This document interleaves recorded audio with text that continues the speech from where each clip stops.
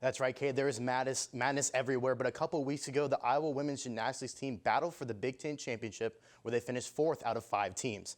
It has been a slow year for the women Gym Hawks, but they are looking to close out the season at some non-conference meets.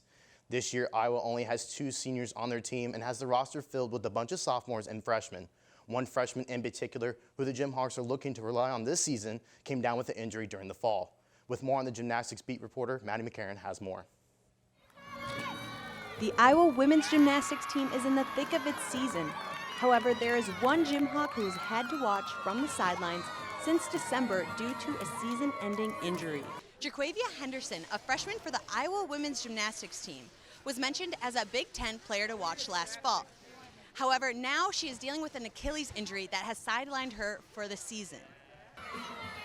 Unfortunately, only one meet into the season, Q, as her teammates and coaches call her, tore her Achilles on a springboard during practice. The Gym Hawks faced a challenging loss in their lineup and in their depth as a team.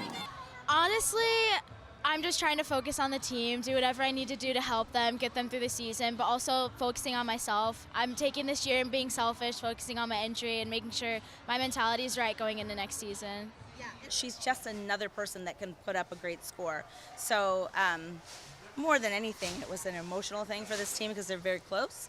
So I would say it affected us first emotionally, and then we just didn't realize how much we were hitting at our depth. Despite the injury, Jaquavia is ready to rehab and recover for next season. Staying in the weight room, staying at practice, making sure I'm in the gymnastics environment. So making sure I'm at practice every day, cheering on my teammates, getting with them whatever I need, and especially like researching my own sport, making sure I'm watching and just learning all I can. Reporting from Carver Hawkeye Arena, this is Maddie McCarran, DITV Sports. The Gym Hawks hope Henderson can have a healthy and speedy recovery, but there is still a long way until next season. The Hawks still have 4 regular season meets to go this year, with their next one being held tomorrow in Ames for a Cy-Hawk Series matchup. I know the Cy-Hawk Showdown always feels like a championship game, but there is one team looking to grab another championship this weekend. The Iowa women's basketball team takes to court Friday night when they take on either Ohio State or Minnesota. This year, the competition in the Big Ten has been one of the best in recent seasons. But head coach Lisa Bluter has been in this spot before, and she knows exactly what to expect. It's nice to have the time. It's hard to win 3 games in 3 days, let alone 5 games in 5 days. And so we're excited that we get the double bye. We know that we'll be playing a really tough opponent on our first game Friday night. You know, if higher seed prevails, I think it looks great for us. We've beaten everybody that we'll face at least once this year. Earlier this week, Monica Sinano was named first team All-Big Ten alongside Kathleen Doyle. Sinano was lucky enough to train alongside Megan Gustafson last season, and has even said seeing her work in the Big Ten tourney last year is getting her prepared for this weekend. I understand the physicality quite at the scale of playing a whole Big Ten game and just kind of how that is, and then playing them back to back to back.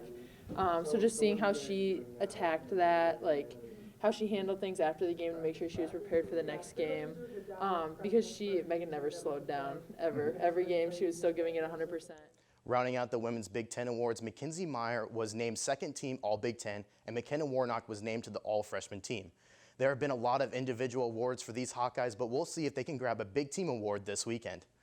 Now swinging back to spring sports, the men's tennis team took on number 50 ranked Virginia Commonwealth University last weekend. Despite early winning the double points, the Hawks were evenly matched throughout the meet. The 3 singles matches defeating Joe Tyler, Oliver Okonkwo, and Case Snesko. Number 61 ranked singles senior Kareem Alof and junior Will Davies won their matches in straight sets to tie the meet at 3-3. It came down to Hawkeye senior Jason Kearse, who prevailed in an almost 2-hour-long match, including 2-set tiebreakers to win his match in 3 sets. The Hawks are back at it again tomorrow against Louisville at the Hawkeye Tennis and Recreation Center. Now come back tomorrow where we will serve up a postseason preview on all 3 winter sports. Cade, back to you.